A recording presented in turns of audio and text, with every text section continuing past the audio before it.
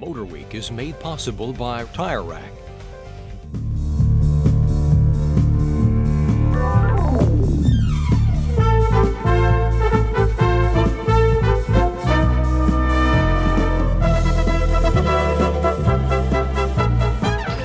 When it was first launched in 1994, the Dodge Plymouth Neon was presented as a car with a somewhat rambunctious and carefree nature and aimed at those with a similar mindset.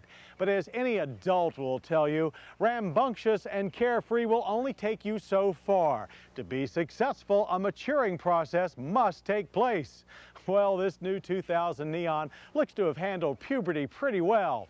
But now that it's more grown up, does the new Neon still like to party?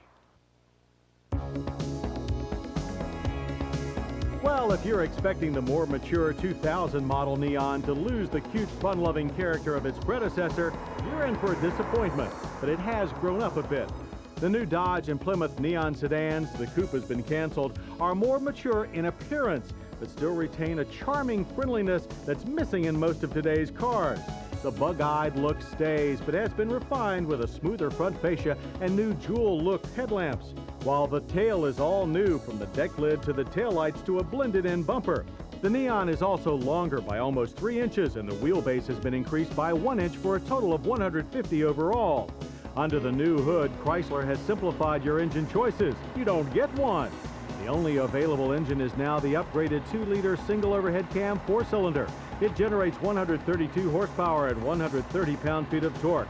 Losing the 150 horsepower dual cam unit was a great disappointment to our staff, or so we thought. The current engine does at least get a choice of transmission. Now, we favor our test car's standard 5-speed manual over the optional and rather limited 3-speed non-overdrive automatic. With gears manually engaged, our Dodge Neon ES ran a surprising 0 to 60 time of 8.4 seconds. That's faster than last year's 150-horse Dodge Neon RT.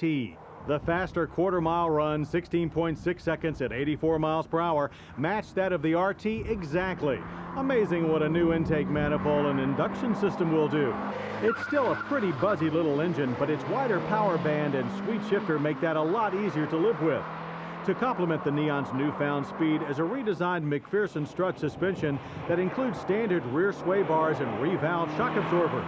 This gives the already nimble Neon a more stable feel with less front-end plow in corners. Lateral transitions are smoother and body roll is substantially reduced, while the new power rack and pinion steering is quicker with better feel. And ES models now all wear larger 15-inch wheels, in our case an optional aluminum alloy. The new suspension is mated to a stiffer platform for a noticeable improvement in ride quality. But despite Chrysler's claim of big improvements in noise and vibration control, we still find the Neon allows more interior intrusions than many import and domestic competitors. No complaints about braking, however. We averaged a reasonable 125 feet from 60, thanks to our ES grade test car's optional 4-wheel disc and anti-lock system. New disc and calipers provide plenty of feel. Stability is also very good. The standard brake setup is front disc mated to rear drums.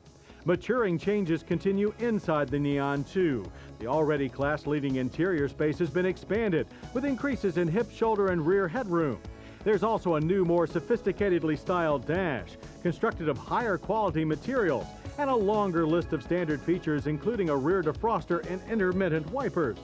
Our ES also features stylish white-faced analog gauges and manually adjusted front bucket seats that are wide and firm with good support. The dash that they face holds Chrysler's usual excellent ventilation controls. And either a standard cassette stereo or our car's optional CD player, a nice unit that's set a bit too low.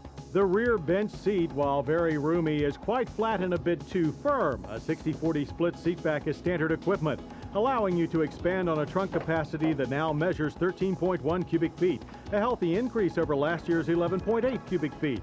Naturally, when performance, features, and interior space increase, so does the price. Neon prices now start at $12,890.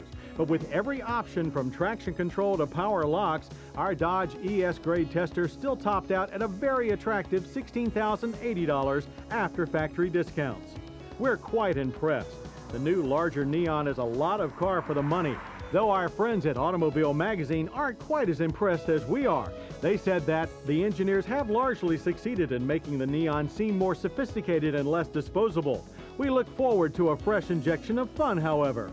Fun that they expect to see when the RT version is reintroduced for 2001. Until then, however, we will continue to be impressed with the larger, if more mature Dodge and Plymouth Neon. It's still cute, it's still fun to drive, and it still offers excellent small car value. But it's also more refined in both performance and appearance and more solidly built. The new Neon has embraced adulthood and all of its responsibilities without losing the spunky personality that made it the life of the small car party.